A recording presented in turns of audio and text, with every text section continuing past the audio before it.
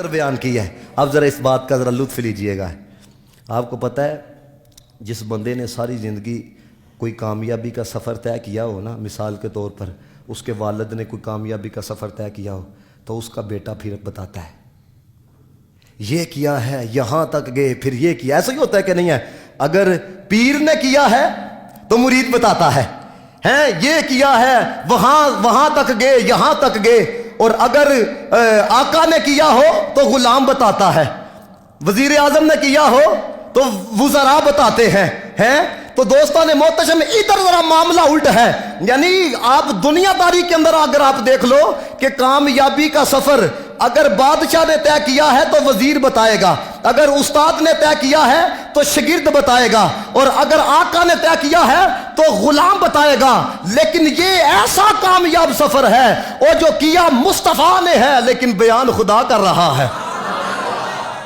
کیا مصطفیٰ نے ہے اور بیان کون کر رہا ہے؟ خدا کر رہا ہے. اور سنیو اپنے عقیدے پہ تم ناز کرو. ہے یہ بات سن کے نا کلیجے میں آپ کو ٹھنڈ پڑے گی، کیونکہ کوئی ایسے ہیں جو پہلے مرحلے تک اپنے عقیدے کو روک کے رکھے ہوئے ہیں، کوئی ایسے ہیں جو دوسرے عقیدے تک اپنے عقیدے کو روک کے رکھے ہوئے ہیں، کوئی ایسے ہیں جو تیسرے مرحلے تک اپنے عقیدے کو روک کے رکھے ہوئے ہیں. حضرت خواجہ نظام الدین اولیاء رحمۃ اللہ تعالی علیہ آپ نے بڑی سونی بات لکھی ہے.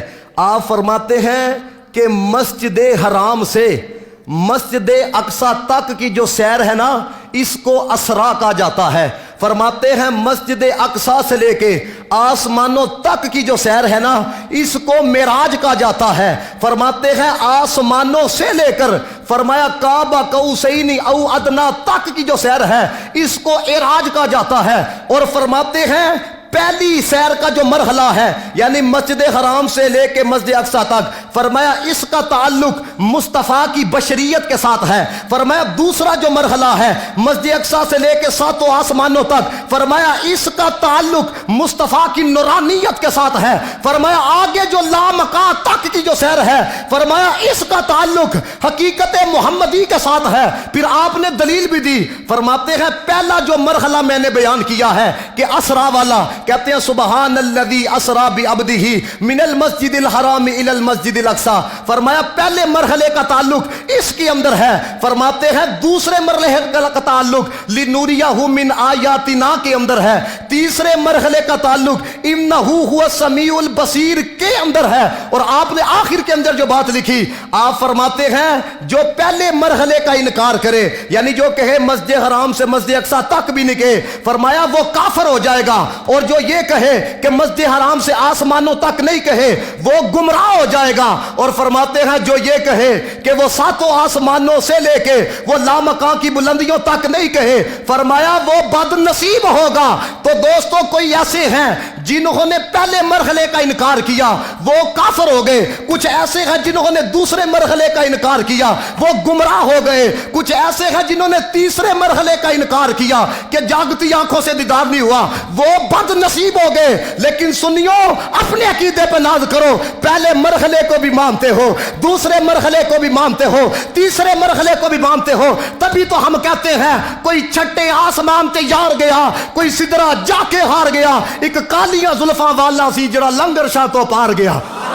اللہ حضرت نے کہا، اللہ حضرت نے فرمایا نہ انہاں دے مقام نو تولو ہے مل کے خاصے کبریا ہو مالک ہر ما سوا ہو کوئی کیا جانے کہ کیا ہو عقل عالم سے ماورا ہو تھے وسیلہ سب نبی مگر تم اصل مقصود خدا ہو شعور و نظر و فکر کے دعوے حد تعین سے بڑھ نہ پائے نہ چھو سکے ان بلندیوں کو جہاں مقام محمدی ہے،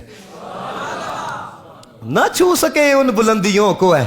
اور دوستان محتشم یہ بات بھی یاد رکھیے گا ہے جب بات مصطفیٰ کی آئی ہے نا ہمیشہ ابو جہل کمپنی نے اعتراض کیتا ہے، صدیق علی کمپنی نے کدی اعتراض نہیں کیتا.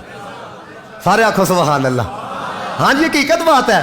جب رسول اللہ آئے نا تو بتایا کہ میں آیا ہوں ہے تو آپ کو پتہ ہے کہ جناب محمد مصطفیٰ علیہ الصلوۃ والسلام کے خلاف ابو جہل کمپنی نے پراپوگنڈا شروع کر دیا. تو انہوں نے بات ماننی نہیں تھی تو کی کہم دینے ہیں. ابو جہل کمپنی کہنے لگی اچھا جی اگر آپ راتوں رات مسجد حرام سے مسجد اقصیٰ گئے ہیں تو دسو مسجد اقصیٰ دے بوئے کنے سن، باریاں کنیاں سن؟ ہوں تسی ایتھے نماز پڑھنا آئے ہو نا آئے ہو نا. میں تو پوچھا بتاؤ جی وہ مسجد مسلم کی کھڑکیاں کتنی تم گھر صاحب سجدہ کرنا ہے, کھڑکیاں تو گنندے نہیں آئے ہیں نا. یہی بات ہے کہ نہیں ہے؟ اب سوال دیکھو, گل نہیں نا مننی سی. کہتے ہیں اچھا ٹھیک ہے اگر آپ گئے ہیں تو بتائیں وہ مسجد اقصیٰ کی کھڑکیاں کتنی تھی ہے, دروازے کتنے تھے ہیں؟ اللہ تعالیٰ نے فرمایا جبریل محبوب سیر کے لیے بلایا تھا, کوئی کھڑکیاں گرنے کے لیے نہیں بلایا تھا. لیکن جب انہوں نے کہا بتایا جائے, اللہ تعالیٰ نے فرمایا جبریل سارا نقشہ میرے محبوب کے سامنے کر دے تاکہ یہ سوالات کرتے چلے جائیں, میرا محبوب جوابات دیتا چلا جائے.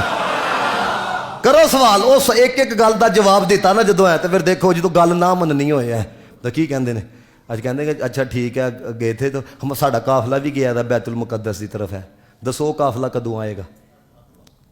اب دیکھو نا آپ یہ بیٹھے ہوئے ہیں, یہ ان کے ساتھ یہ بیٹھے ہوئے ہیں, ٹھیک ہے نا. اب یہ کہیں کہ میں نے جمعہ پڑھا تھا, قاری صاحب کے پیچھے ہے, ٹھیک ہے نا. تو یہ کہیں کہ میں نے بھی پڑھا تھا, آپ نے مجھے دیکھا؟ وہ کہا جی ہاں جی دیکھا ہے, کیونکہ ایک مقام پہ کٹھے ہیں. اب یہ کہیں کہ اچھا یہ بتاؤ اگر آپ نے میرے ساتھ جمعہ پڑھا تھا تو پھر میں مسجد سے باہر کب نکلا تھا؟ بات سمجھ میں آ رہی ہے کہ نہیں ہے؟ ایک بندہ کہ اچھا یہ اگر آپ داتا صاحب گئے ہوئے تھے تو پھر یہ بتائیں ہمارا بندہ بھی اس ٹائم وہاں پہ موجود تھا, انہوں تکیا ہے؟ سوال بنتا ہے. لیکن اگر کوئی یہ سوال کرے دسو جی ساڑھا بندہ کتوں آئے گا, مجھے کیا پتا کب آئے گا, ہمیں کیا پتا کب آئے گا؟ سوال یہ ہے نا. تو لیکن انہوں نے کہا بتاؤ ہمارا قافلہ کب آئے گا. دوستو سوال کسی عام سے نہیں ہوا تھا. سر عرش پر ہے تیری گزر, دل فرش پر ہے تیری نظر, ملکوت ملک میں کوئی شے نہیں وہ جو تجھ پہ یا نہ ہو, اور کوئی غیب تجھ سے نہا ہو کیا بلا, جب خدا ہی نہ چھپا تم پہ کڑا رود و رود. سوال دیکھو انہوں نے کیا کیا, اگر آپ گئے تھے تو بتائیں قافلہ کب آئے گا؟ مدینے والے نے فرمایا بدھ دا دن ہوے گا, سورج صرف تھوڑا جہا نکلے گا, ایتھوں قافلہ بھی آ جائے گا. فرمایا ادھر سے قافلہ بھی آ جائے گا. اب دوستان محتشم اپنے امام سے بتائیے گا, کسی کو ہرانا ہو بڑے پراپوگنڈے کیے جاتے ہیں. اب ان کو پتہ ہے کہ نبی پاک نے کہہ دیا ہے بدھ کا دن ہوگا, سورج نکلے گا, قافلہ آ جائے گا. اب وہ قافلے کو روک کے, قافلے کو کہیں پہ ٹھہرا کے, جلدی کروا کے یا دیر کروا کے رسول اللہ علیہ الصلوۃ والسلام کے بات کے خلاف پراپوگنڈا کر سکتے تھے. لیکن نبی کے منہ سے جو بات نکلی وہ بات ہو کے رہی, جو دن کو کہہ دیا شب تو رات ہو کے رہی. وہ زبان جس کو سب کن کی کنجی کہیں ہیں, اس کی نافذ حکومت پہ لاکھوں سلام. دوستان محتشم جب بدھ کا دن آیا نا, ایتھے ابو جہل کمپنی ایک پہاڑ دے ہوتے ہلے سورج نکلے تھے, اسی آکیے دیکھو جی سورج نکل آیا ہے, کرنیں آ گئی ہے, لیکن ابھی قافلہ نہیں آیا. مدینے والے کے غلام دوسرے پہاڑ پہ وہ دیکھ رہے ہیں کہ ابھی بس قافلے نے آ ہی جانا ہے. کہتے ہیں صرف پولی جی کرن نکلی, سورج جی پولی جی, ایتھے ابو جہل کمپنی نے رولا پایا سورج نکل آیا ہے. مدینے والے کے غلاموں نے کہا ادھر دیکھو قافلہ بھی آ گیا جی ہے,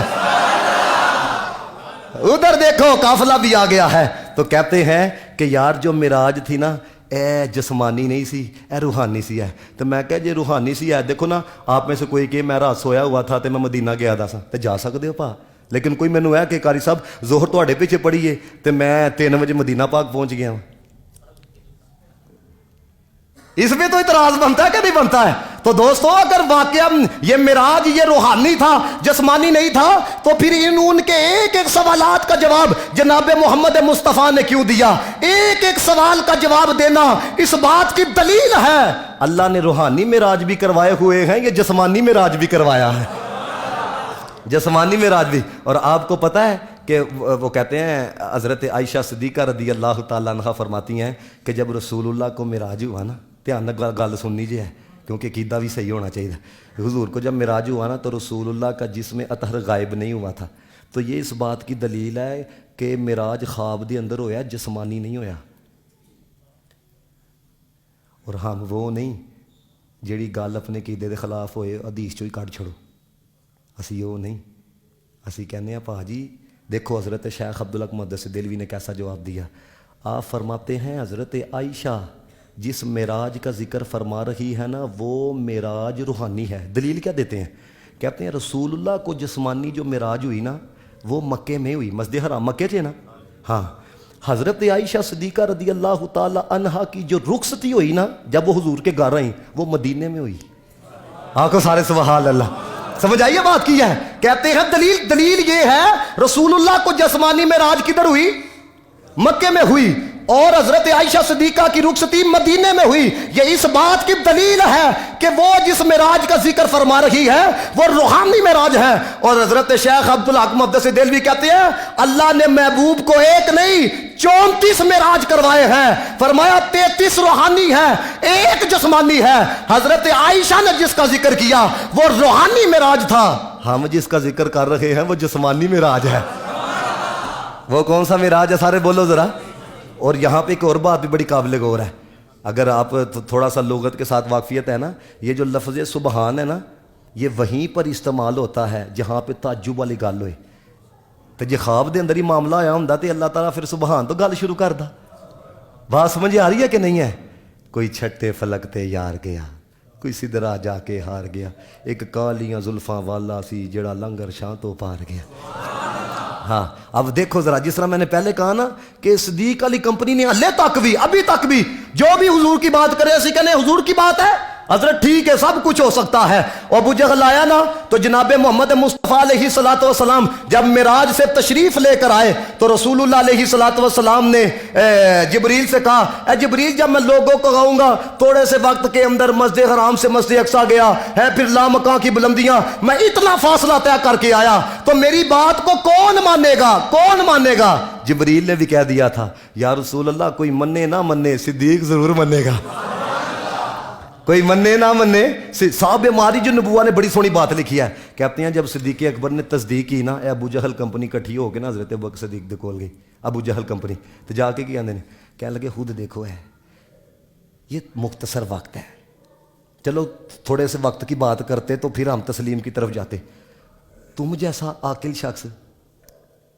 تم جیسا عاقل شخص وہ بھی مان گیا۔ سمجھ آ رہی ہے بات کی ہے؟ یعنی انہوں نے کہا کہ تم جیسا عاقل شخص بھی مان گیا ہے، انہوں نے یہ اتنی بڑی بات کی ہے اور تم نے تصدیق کر دی ہے۔ اب سنو صاحب معارج النبوہ نے جو بات لکھی، کہتے ہیں صدیق اکبر نے جو جواب دیا، اینڈ والا بندہ بھی سبحان اللہ بولے گا، ایسا جواب دیا، آپ نے فرمایا جبریل مصطفیٰ کی بارگاہ کا غلام ہے، سدرا کتھے وے، مدینہ کتھے وے، منٹ نہیں لگتا ادھر ادھر ادھر ادھر۔ فرمایا جب غلام کی رفتار کا یہ عالم ہے، مدینے والے کی رفتار کا عالم کیا ہوگا؟ سر